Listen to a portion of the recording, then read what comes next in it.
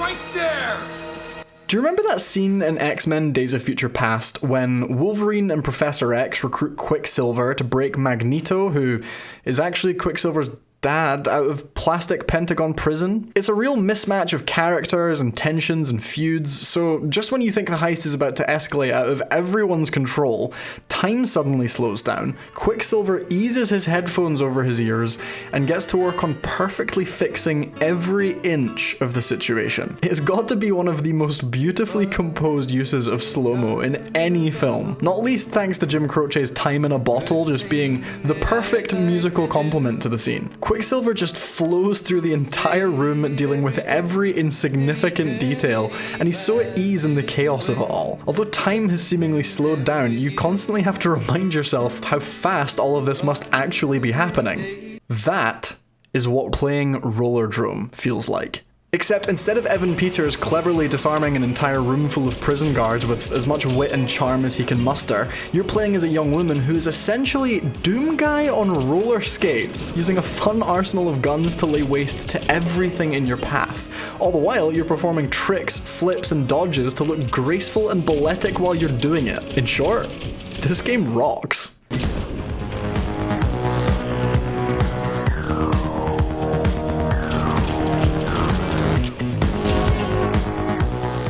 Games about movement are so difficult to nail. I bet for as many as you can think of that feel amazing to play, you can think of just as many that didn't quite hit the mark. In my opinion, games that nail movement are games that understand one crucial aspect of designing virtual sensation: momentum.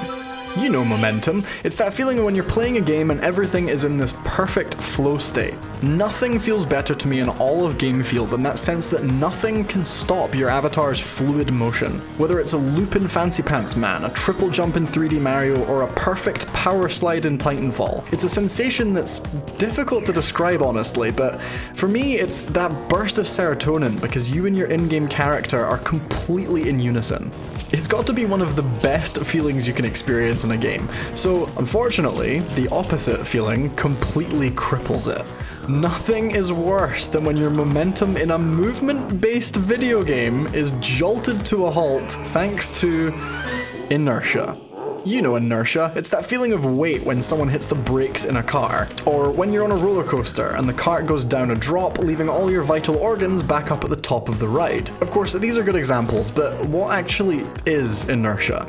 Now, I was never good at physics at school because I can't do maths, but in terms of movement, inertia is a sudden disruption of your expectations as to where you think you should be going. So you can imagine in a video game that's all about moving in an intended direction, inertia is a bit of a killer. The worst part for game designers is that so much has to go right for that feeling of momentum to be present. The movement has to work at the right pace, the physics have to work perfectly, the animations of characters need to give the player a sense of feedback, sound needs to work in tandem with it all to add that X factor you can't quite put your finger on. But if just one of these things breaks down, or one in-game obstacle is suddenly out of place, all that immersive sensation is lost, and there's a feeling on the player end that it'll take so much effort to get it back. What I love about Rollerdrome though is that it manages to counter so many typical problems that plague a lot of other great movement games. This game just flows, and it refuses to stop, and most of the time it's thanks to such simple solutions that make you wonder why they aren't used elsewhere.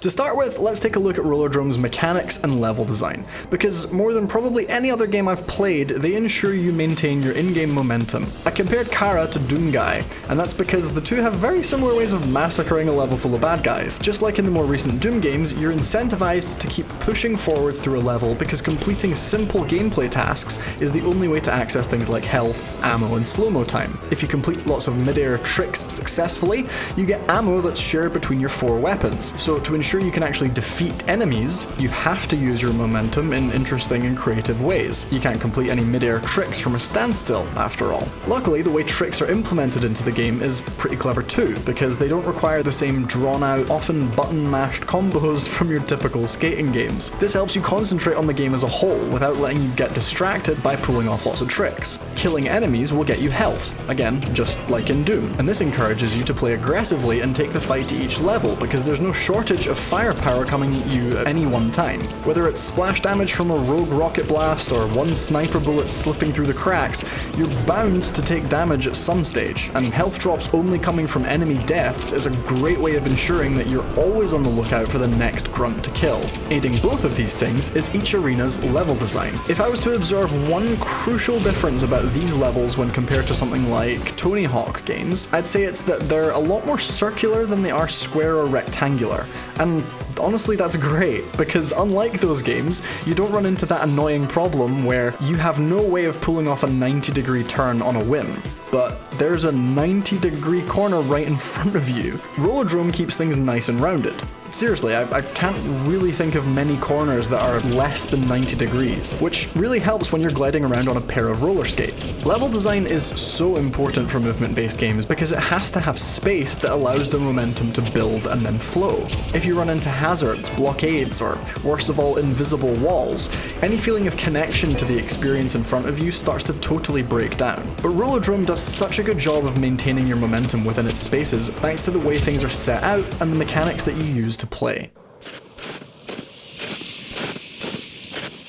Another way that Rollerdrome is so good at maintaining that sense of momentum is because in this game, you are always moving. And what's more, you're always moving at the same pace. You might feel speedier at certain points, and you may slow down time to riddle an enemy full of bullets, but you're pretty much always traveling at the same pace. And this is really clever, because in another game, you may feel that hit of inertia harder because there's a normal travel pace, then an accelerated pace, and then a special boost pace. In that kind of game, if you get stopped from boost pace, it'll feel like you have a mountain to climb to get back to that speed because it's 3 tiers up from stationary. But in Rollerdrome, Kara has cruising speed and that's it. If something manages to stop you in your tracks, which really isn't common, you'll be back up to that cruising speed in about, I don't know, like a second and a half? The stakes also never seem that high if you mess up or have an occasional lapse in concentration. For example, if you mess up a trick and you don't stick a smooth landing, it's no big deal. Kara will just roll out of it. And yeah, you may not get the same points you would for landing whatever backflip you were attempting, but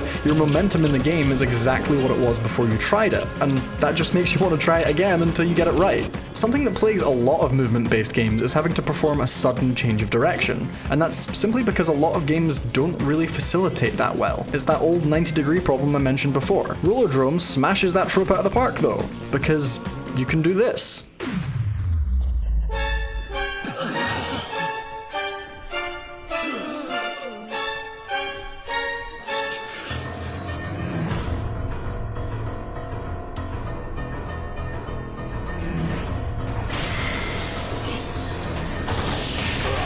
This amazing, slick little dodge roll lets you maintain whatever momentum you have stored without slowing you down at all. It's ingenious, and it's so stupidly simple, but it stops so many moments from occurring where you'd otherwise run into an obstacle or go out of bounds. Controlling Kara's movement is nice and simple too, because you don't have to push forward on the analog stick or keep a button pushed down to keep her moving. She just does it automatically. In a similar way to the tricks not taking a lot of player input, this automatic movement frees them up to tackle other elements of the game without overloading them. In my opinion, this is something that really helps Rollerdrome create that sense of flow.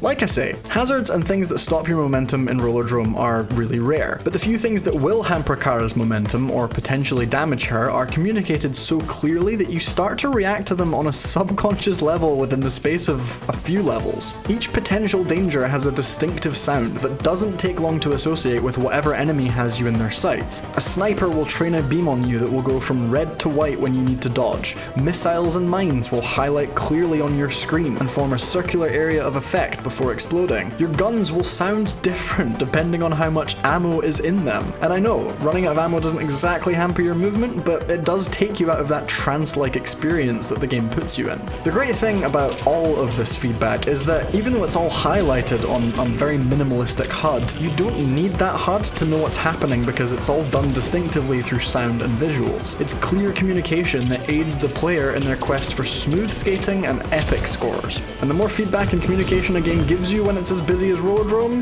the better. Overall, Rollerdrome is a pretty great game, and it really hasn't had a lot of attention. If you haven't given it a try yet, I'd recommend it. Thank you so much for watching! If you liked this video, hit the thumbs up button, drop a comment below, and tell me your thoughts on Rollerdrome. If you want to see more, give that subscribe button a press, hit the bell icon so you get notified whenever we release a video, and to keep up with everything I have in the works, you can follow us on Instagram. I try to keep things updated, sometimes I forget, but you also get to see some nice screenshots, and you get to see some fun behind the scenes stuff too. Sorry that it's been a while between videos. I am currently working on a couple of changes, which you'll probably see if you stick around. But either way, I'm going to try and keep a steady flow of videos coming to you in 2023. Happy New Year to you all, and thanks for watching. Tune in next time.